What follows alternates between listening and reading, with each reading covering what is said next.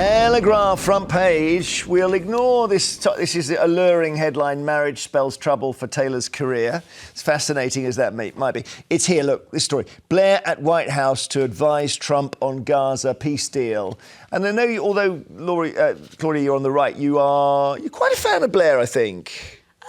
I mean, I've become more of a fan recently, I think, because I had the pleasure of going to his beautiful home in West London. Did you? And he's actually a very charming, charismatic guy, but that's not that surprising because he's, you know, obviously a statesman, and I think it comes with the territory. I wouldn't really consider myself a Blairite, no. But he's the right side of Labour for me. And on this issue of Gaza and what to do about it? I mean, I don't really know. I think he's... Would you bring him in? I don't really think that Tony Blair is somebody that has a good public perception when it comes to international war. I don't think that he should be intervening. You're concerned? Well, I mean, Tony Blair, his record is destroying the Middle East, sort of plunging Iraq into civil war after illegally invading it. The Tony Blair Institute, so the sort of think tank he set up, was found a few months ago to have been collaborating on the project to kick all of the Palestinians out of Gaza and make it into a hotel complex. You might remember that Trump Gaza. All right, you've mentioned video. it first, so let's see the famous AI video that was on Trump's account.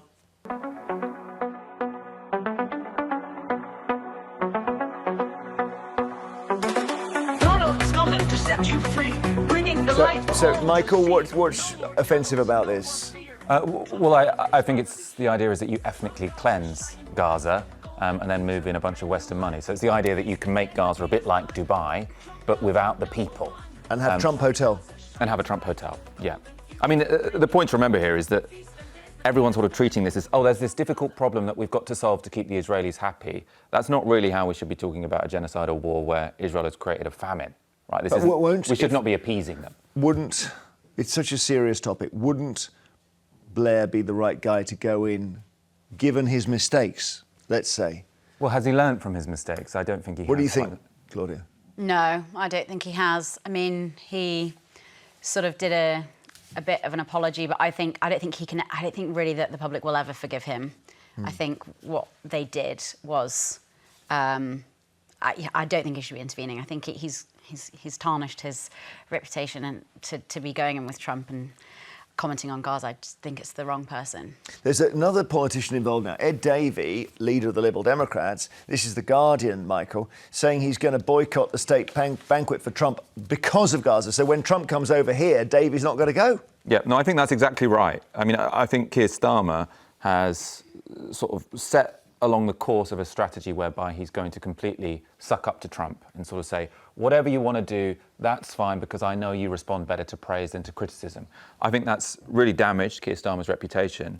And I think that Ed Davey is one of the politicians in this instance that's treating the genocide in Gaza with the gravity it should be. But it's always that thing of, if you don't turn up, you can't have a word in Trump's ear. That's the problem. I mean, I have to say, when I read this headline, I actually laughed out loud, not because of the content, but just the fact that it's Ed Davey isn't going to a banquet. He's so irrelevant. I don't think anybody... He's got 75 MPs or something. Yeah, 75 MPs, but nobody's listening. Nobody's looking at him. What's happened to that? I've heard that... So there he is speaking... I've heard they're really... and the Lib Dems are really annoyed because they're getting such little airtime. They're the third biggest party in Parliament. They're furious. I heard this. I was talking to someone yesterday about it, that they are so angry because what they say is they've got 75... I think it's 75 MPs. And Reform have got 4.5, basically, because they've had so many ructions.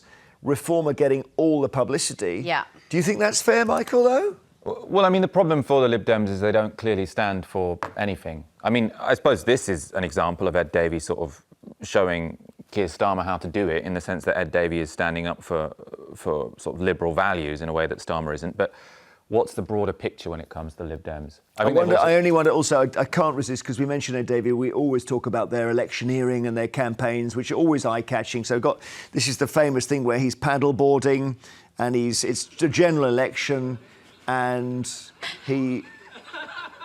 I don't know whether he did that deliberately or not. But the trouble is, can you be taken seriously if when you're fighting a general election, you make it your business to fall in water all the time.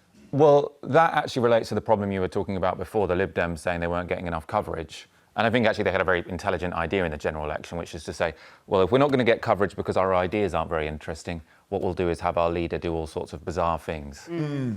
OK.